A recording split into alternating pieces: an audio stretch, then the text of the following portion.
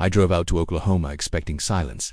The kind of silence you only get on a farm. Wind brushing through cornstalks, cattle lowing in the distance, maybe the creak of an old barn door. That was the picture in my mind, the one I clung to as my truck rolled over the last stretch of cracked county road. Peace, that's what I wanted. What I got instead was the metallic roar of bulldozers and the shrill beep of survey trucks reversing. My boots sank into fresh tire tracks gouged deep into the pasture. Orange stakes pierced the ground like someone had dropped a giant tic-tac-toe board across my father's land. And then I saw her, Linda Harris, HOA president, self-styled queen of progress, arms crossed, sunglasses glinting in the sun like she was unveiling the eighth wonder of the world. Behind her, workers spray-painted long white lines that cut straight across my cornfield. I almost laughed at the absurdity. What was next? Linda announcing direct flights to Dallas right behind my barn. But as my eyes followed the chalk lines, a chill cut through me. This wasn't just another HOA stunt. This was a full-blown runway, on my land.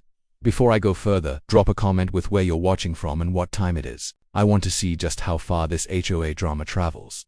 When I first pulled up to the farmhouse, I thought maybe I'd taken a wrong turn. The mailbox still had my dad's name, the paint half faded but proud. The same tin rooster we'd nailed to the fence 20 years ago still leaned awkwardly in the wind. The barn sagged just a little more to the left than I remembered. It should have been peaceful, but the air was wrong, busy buzzing. The farm I came home to had been transformed into a construction zone that no one had bothered to tell me about. I'd come back for rest. Running the Federal Aviation Administration in Washington, D.C. isn't exactly a My phone rings at 2 a.m. when some rookie pilot forgets to file a flight plan. I've signed emergency orders, fought with airline CEOs, testified before Congress. By summer, I figured I'd earned a week of fishing, of homegrown tomatoes, of naps under the oak tree out back. Instead, I came home to survey stakes cutting across my pasture and the sound of heavy machinery swallowing the horizon. At first, I told myself maybe it was county business. Oklahoma soil cracks asphalt wide open like an eggshell. Maybe they were fixing the road. But when I saw orange cones shoved inside my pasture, lined up right beside the cattle pen, my gut told me different. This wasn't county business. This was HOA business, and that's the worst kind of business there is. I parked the truck, leaned against the hood, and tried to take it in. Neon vests pounded stakes into the ground. Another guy with a clipboard nodded as if he was laying out the next Pentagon. None of them looked at me, not even a nod of acknowledgement. I was invisible on my own land. And then, like nails on a chalkboard, I heard the voice I'd been dreading. Look who finally decided to visit his little farm.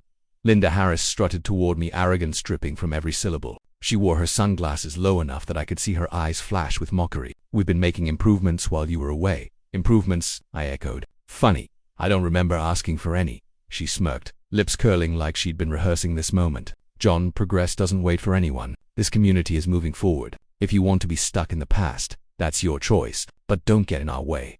Something inside me tightened. My instincts screamed as I studied the spacing of the stakes, the alignment with the prevailing wind. They weren't building a walking path or a playground. This was a runway, but I didn't let her see the realization flicker across my face. I played dumb. Progress, huh? What are we talking about? A new pool, maybe a bigger playground. She laughed like I'd just told the best joke of her life. You'll see soon enough. Let's just say this neighborhood is about to become very exclusive.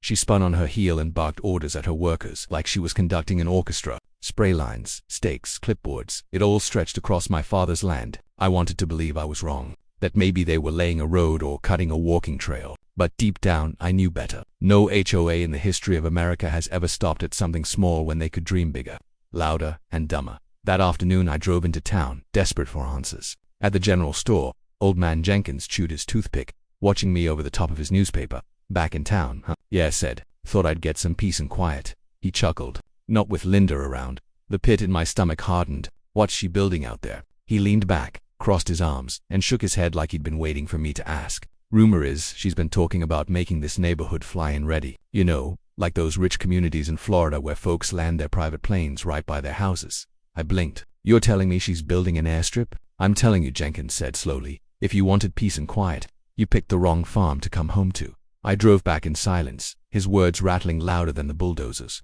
A flying community, private planes, a runway cutting across Millerland. By the time I parked, I knew this wasn't arrogance anymore. This was war. That night I walked the pasture myself. The survey lines stretched straight through the field, past the pond, ending at the tree line. Perfect length for small aircraft, perfect orientation for the wind, and perfectly illegal. The bulldozers growled in the distance, crickets chirped at the edges, and I knew two things for certain. My vacation was ruined, and Linda Harris had just declared war on the wrong man. Because I wasn't just John Miller, farmer's son. I was John Miller, director of the Federal Aviation Administration. And if Linda thought she could sneak a runway past me, she was about to learn the hardest lesson of her life. The next morning, I woke up before the rooster had even thought about crowing, not because I wanted to, but because the sound of engines shattered the dawn. At first I thought maybe some crop duster had wandered off course. It wouldn't have been the first time a rookie pilot got lost over Oklahoma farmland. But when I stepped out onto the porch with a mug of coffee in my hand, my blood ran cold. They weren't surveying anymore. They were building. A whole strip of my cornfield had already been stripped bare. Asphalt trucks lined up like they were paving the foundation for a Walmart parking lot. Men in neon vests rolled massive machines back and forth, flattening the earth with mechanical precision. Spray-painted lines cut bold across the soil, white against black dirt, stretching from one tree line to the other, and standing dead center, like some cartoon general, was Linda Harris. She wore a hard hat she didn't need, barking orders with a smile so smug it made my teeth hurt. The sunrise glinted off her sunglasses as she waved her manicured hand toward the trucks. I crossed the pasture, my boots crunching over gravel they had already laid down. "Morning, Linda," I called, sipping my coffee. "You building me a new driveway?" She didn't even look surprised to see me. If anything, she looked delighted. "John, you should be thanking us. This is going to bring so much value to your property." Imagine the prestige neighbors landing their planes right across the street. "Planes?" I raised an eyebrow. "You mean to tell me you're building a runway?" "Not just a runway," she corrected with that politician's smile. "An airstrip, a private airstrip for our community. This is the future. Just like those luxury neighborhoods in Florida. You'll see, it'll be beautiful." I stared at her, careful not to spill my coffee though my blood pressure was climbing fast. "You do realize this is my land, right?" She waved a hand like she was swatting at a fly. "Technicalities. The board already approved it. We took a vote. Majority rules." I laughed so hard I nearly choked. "A vote? On my property? That's rich. What's next? Voting to repaint the White House?" Linda's lips curled into that same arrogant smile. "Progress doesn't wait, John. You'll catch up eventually." I glanced past her at the crew. Asphalt was already being poured, black steam rising into the morning sky, the smell of tar mixed with the sweet scent of cut corn. My father had spent 40 years raising crops here, and now Linda wanted to raise aircraft. I turned back to her. "Linda, let me spell it out. You can't just build a runway wherever you feel like it. There are rules, regulations, federal law." Her grin widened. "Then sue us. By the time anything goes through court, this airstrip will be finished, operational, and celebrated by the whole community. People will love it. And if you don't, maybe it's time you consider selling." There it was. The threat. Sell or be steamrolled. Classic HOA. I wanted to explode right then and there, but I didn't because Linda didn't know the one fact that would turn her little empire to dust. She was threatening the one man in America who had the authority to ground her dream before it ever took off. So I smiled instead. "You know, Linda, I think you're right. Maybe this will be interesting." I turned on my heel and walked back to the farmhouse, leaving her blinking, maybe even suspicious of how calm I looked. But inside, the storm was already building.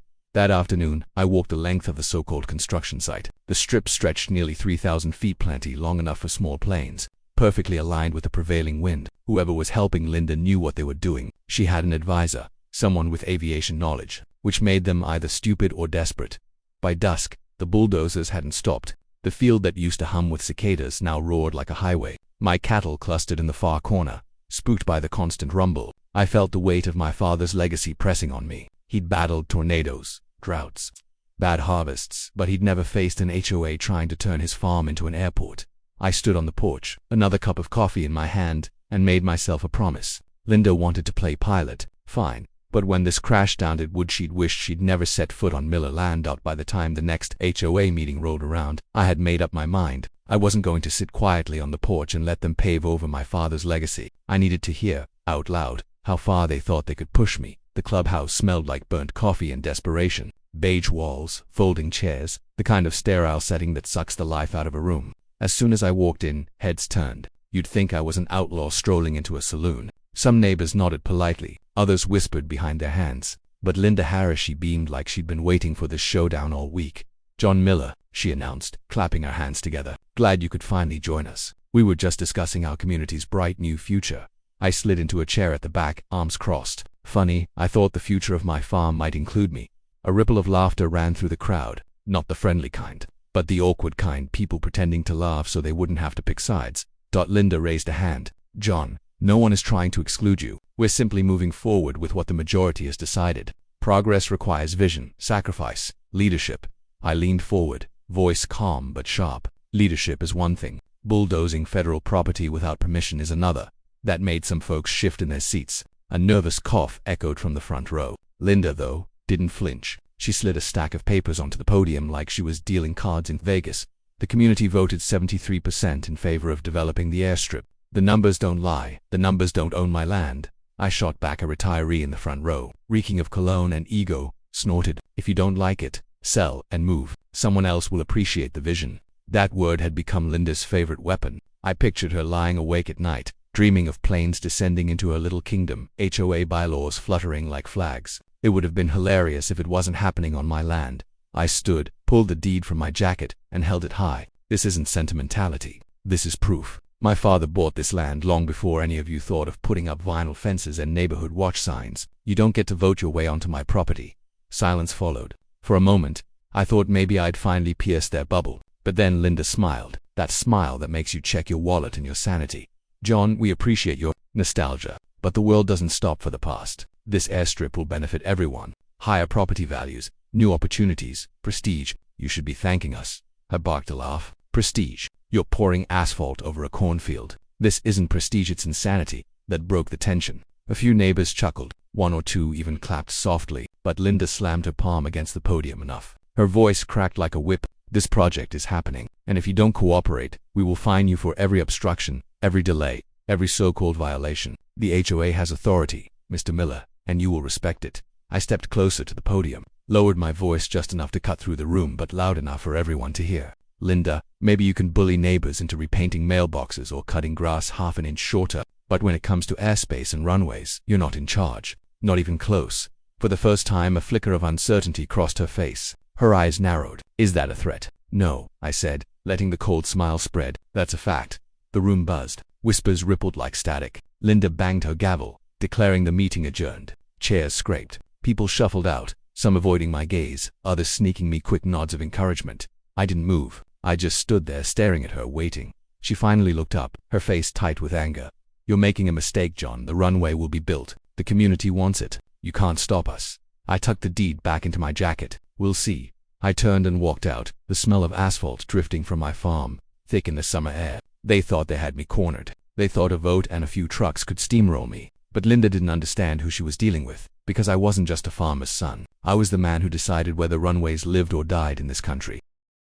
The very next morning, a letter appeared neatly tucked under my front door. It wasn't a friendly note from a neighbor or a welcome home card. It was a violation notice, stamped with the HOA seal like some kind of junk mail from hell. In bold letters. It claimed I was obstructing community progress by leaving farm equipment too close to the development site. I stared at it for a long second, then looked out the window at my old tractor parked exactly where it had sat for years. My lips curled into a bitter smile. Obstruction. Lady, that's called farming. I crumpled the letter, tossed it straight into the trash, and muttered, "Nice try, Linda," but that was only the warm-up. By 6 o'clock the next morning, bulldozers were roaring so close to my barn that the windows rattled in their frames. Dust clouds rose like a desert storm, coating the porch and settling thick over the cattle troughs. My coffee turned gritty before I could even take a sip. The cattle panicked, stampeding to the far side of the pasture. My dog barked himself hoarse. And cutting through all of it, like a conductor leading her twisted symphony, was Linda Harris. She strutted onto the site, heels clicking against gravel like she was walking her own personal runway. "Morning, John," she shouted over the roar. "Beautiful, isn't it? Progress in motion." I raised my coffee mug. "You call this progress? My cows call it a nervous breakdown." She ignored me, clapping her hands at the workers. "Faster, we're on schedule." That one word stuck like a thorn. She wasn't just experimenting anymore. She had a timeline. She was rushing to finish before anyone could stop her. By noon, another letter slid under my door. This one fined me $500 for failure to comply with development guidelines. Development guidelines, on my own land. I laughed so hard I nearly ripped the paper in half, but the harassment didn't stop with paper. Linda turned it into theater. Every afternoon her black SUV rolled past my porch, window down just enough for her to smirk. Still resisting, "John," she'd call out like it was some game show one evening. I found a brand new sign hammered into the edge of my property future. HOA Runway, private use. The letters gleamed in bright blue paint, bold and arrogant. Beneath it, smaller text read, "Opening soon, exclusive access." I ripped the sign out with both hands and tossed it into the back of my truck. But the image burned into my brain. Linda wasn't bluffing anymore. She was advertising. That night I sat at my father's old kitchen table. Papers spread out in front of me. Deeds, photographs, the 2 violation notices. The farmhouse smelled like coffee and frustration. I could almost hear my father's voice telling me, "Don't let them push you, son. Miller land is Miller land." But I wasn't just his son. I was director of the FAA, and Linda Harris was practically writing me a handbook on how to bury her project still. I didn't reveal my secret. Not yet. Because there's a special kind of satisfaction in letting an enemy dig their own grave while they laugh in your face. The days blurred into a cycle of harassment. More letters, more dust, more smug smiles from Linda as she slowed her SUV just enough to remind me she thought she was winning. One morning, I woke to find orange cones lined neatly across my driveway, blocking me from leaving. A fresh notice was taped to the porch. Temporary safety measures. I climbed into my truck, shifted into drive, and pushed forward. One by one, the cones cracked beneath my bumper, leaving a trail of crushed plastic in my wake. The looks on the workers' faces as I drove past were worth every crunch.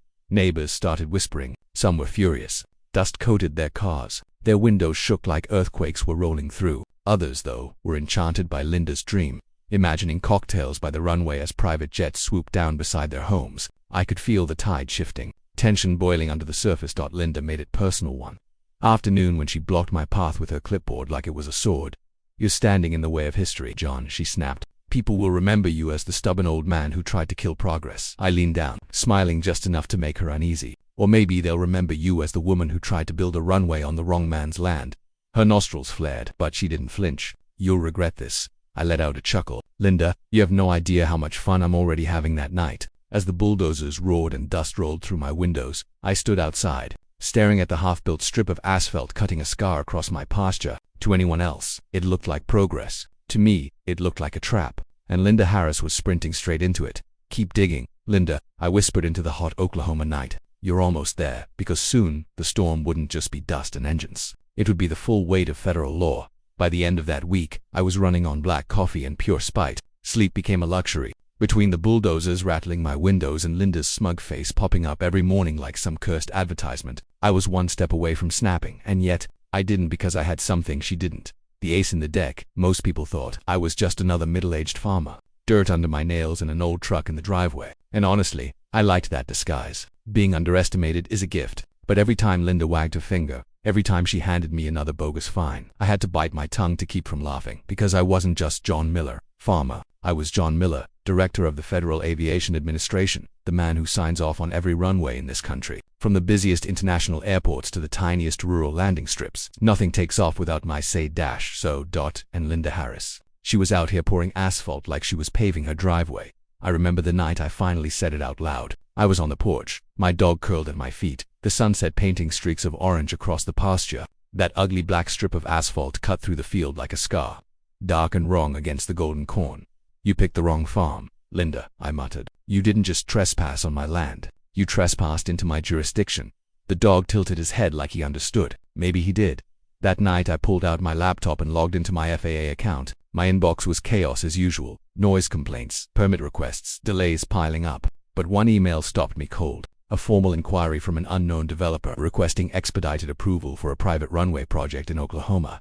I laughed so hard, I nearly spilled coffee on the keyboard. Linda had actually tried to go through official channels. What she didn't know was that her request had landed on my desk. Her application was a disaster. No environmental study, no safety assessment, no community consultation, nothing. Just a half-baked proposal wrapped in buzzwords about prestige.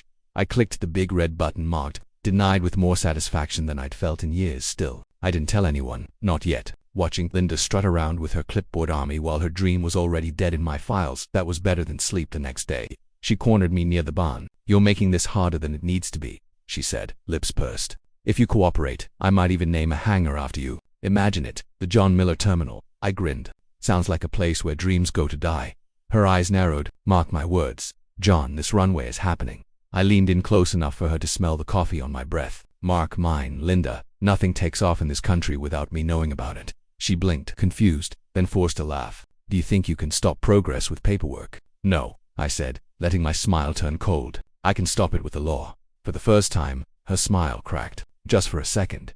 That evening I began building my case. Photos of the construction, videos of dust storms, signed statements from neighbors whose lives had been rattled, every piece of evidence stacked neatly into a folder labeled HOA Runway, Illegal Development. Then I made a call to a friend in Washington, a man who owed me a favor. "Listen," I said, "I've got a rogue HOA trying to build an unapproved airstrip on private land. They're about a week away from pouring the full surface. I need a cease and desist ready." He chuckled on the other end. "You're kidding." "I wish I was." "All right, I'll draft it. Just say the word when you want it delivered. I closed the laptop, leaned back, and exhaled. For the first time since I'd arrived, I felt calm, because now it wasn't just me versus Linda. It was Linda versus the entire federal government. And spoiler alert, the government wins that fight every single time. The next morning I walked the edge of the construction site with a camera slung around my neck. The workers noticed. They tried not to look, but I caught the nervous glances under their hard hats. Whispers carried across the asphalt. Rumors had started spreading through the neighborhood. Wasn't John Miller FAA? Didn't he work for the government? I didn't confirm or deny. I just snapped photo after photo. Every fresh stripe of asphalt, every dump truck hauling gravel, every new future private runway sign hammered into the dirt. Linda showed up in her SUV as if on cue. She rolled down the window, sunglasses reflecting the half-built strip. "Hope you're enjoying the show," she called, voice sugar-coated with mockery. I raised the camera, snapped another picture. "Oh, I am." Front row seat. I was grinning ear to ear, because she had no idea the curtain was about to drop on her production. To her, this was progress. To me, it was evidence. By evening, my case file was growing fat. Photos, letters, testimonies, but I wanted more. Video, so I drove into town and bought half a dozen motion-activated trail cams from the sporting goods store. That night, under cover of darkness, I planted them like seeds around the property, one by the cattle gate, another near the pond, one high in the oak tree overlooking the strip. By the end of the week, I had hours of footage. Bulldozers tearing up the pasture, trucks rattling across Millerland, workers hammering stakes and signs, incriminating detail after incriminating detail.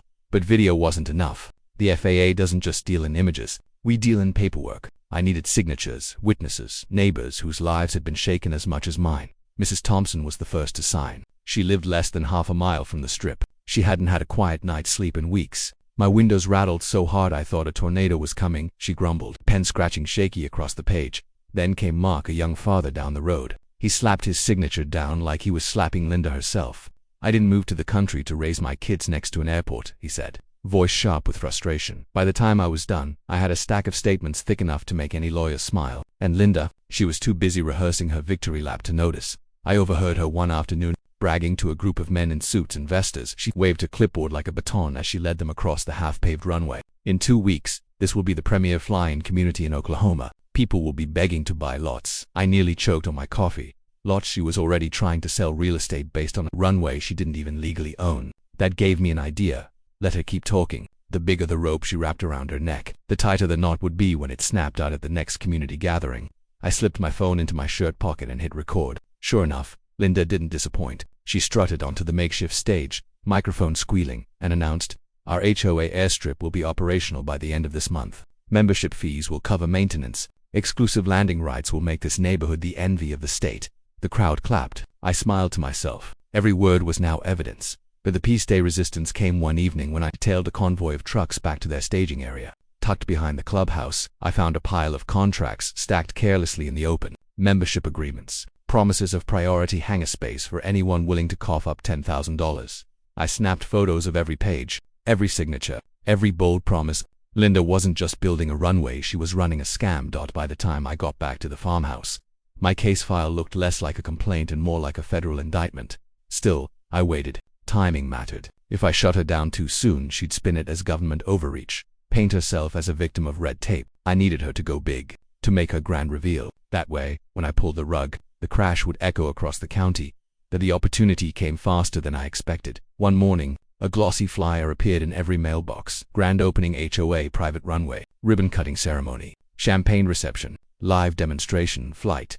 The audacity nearly knocked me flat. She wasn't hiding anymore. She was inviting the whole town to watch her crown herself Queen of the Skies. I stapled the flyer to my case file and picked up the phone. "Yeah," I told my contact in Washington. "She's hosting an opening. Get the paperwork ready. I want the cease and desist order in my hand by next week." He chuckled. "You're going to let her throw a party before you shut it down?" "Absolutely," I said. "The bigger the stage, the harder the fall."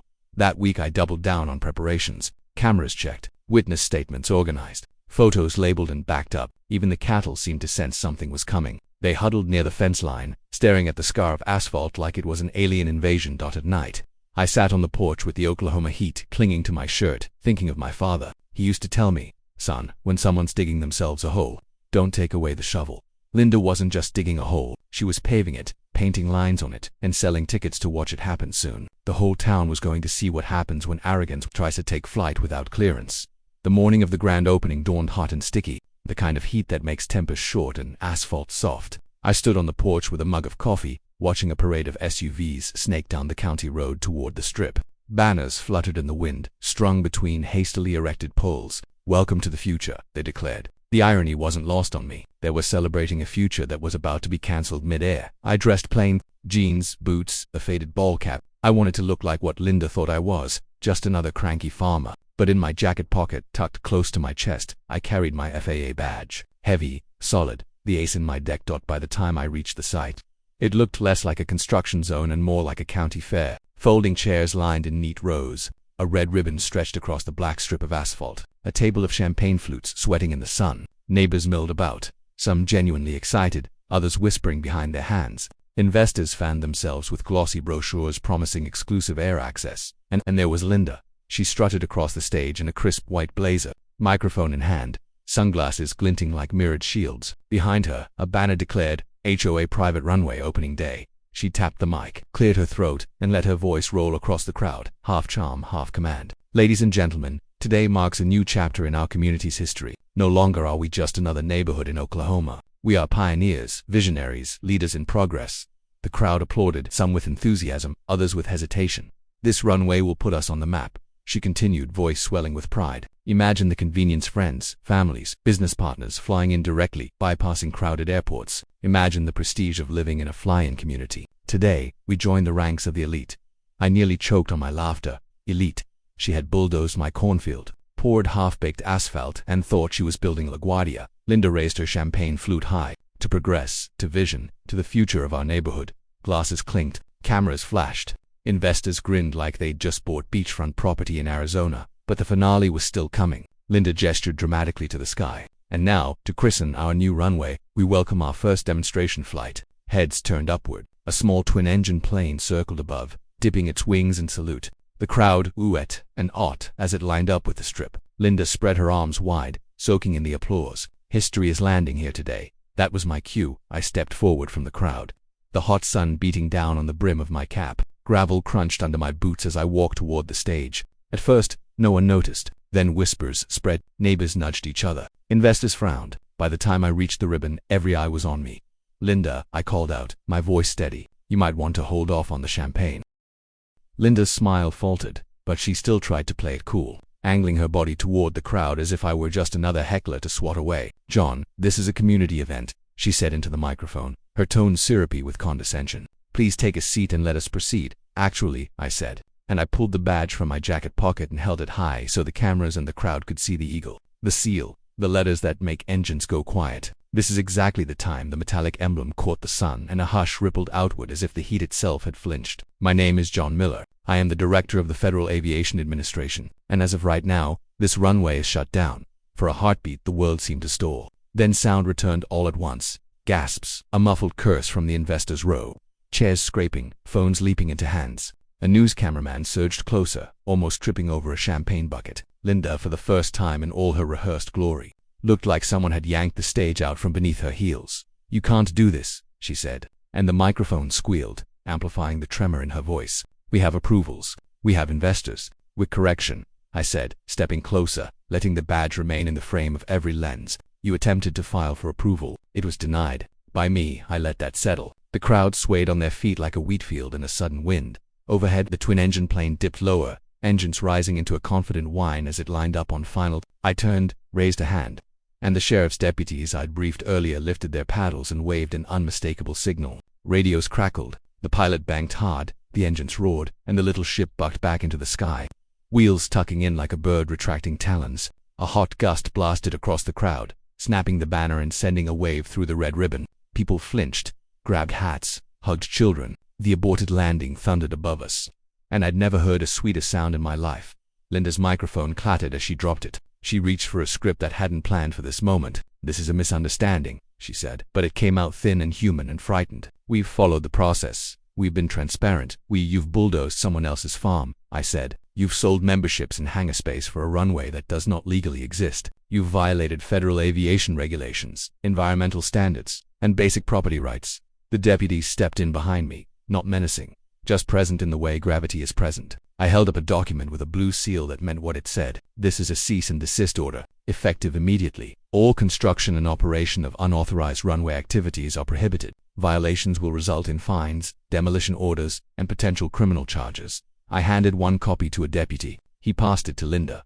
Her hand shook as she took it. She tried to run her eyes across the lines, but they skittered and slid, as if the words wouldn't land. The paper slipped and fluttered to the asphalt like a white flag. The crowd sound changed again. It wasn't shock anymore. A low, satisfying murmur, relief pulling tight knots loose in shoulders. Someone clapped, just one person, somewhere to my left. Then another. Then it rolled like a soft storm across folding chairs and gravel in the hot morning air. Not everyone clapped. A few investors stared at their brochures as if numbers could reverse time. But enough hands met, enough palms to make a point. This nightmare had an off switch, and somebody had found it. One of the suits broke first. He jabbed a finger toward Linda. "You told us this was approved," he said, and his voice carried like a gavel. "You took deposits." She started, and then the mask sprang a leak. "I thought we were going to get this was for the community, for all of us, for progress, for your ego," I said. "Quieter now. For the ribbon, for the headline." I moved my gaze to the crowd. "Neighbors, you've been living with dust and noise and lies. That ends today. If you've paid money for hangar space or runway access, talk to your attorneys, talk to the sheriff, talk to me. We'll document everything." A deputy cleared his throat and stepped to Linda's side. "Ma'am, we'll need to ask you some questions. Please come with us." Her chin jerked toward the cameras, their lenses hungry, unblinking. She tried to smile again and couldn't find the muscles. "This is an ambush," she said. "A federal ambush."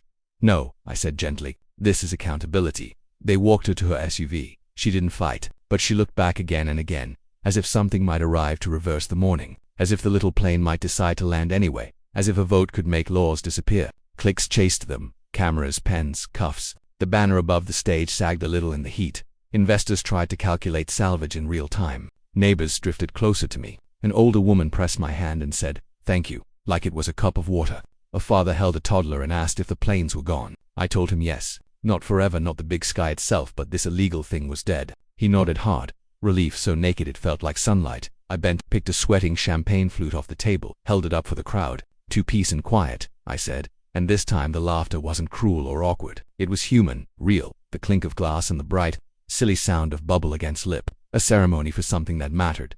The cameras kept rolling, so I said the thing that needed to live on tape. "This isn't just about one farm," I said. "It's about the idea that power has to respect the rules that protect people. We love aviation for what it does: connects towns, feeds economies, brings families together, but airstrips don't erase property lines, and progress doesn't mean steamrolling the truth. Not here, not anywhere."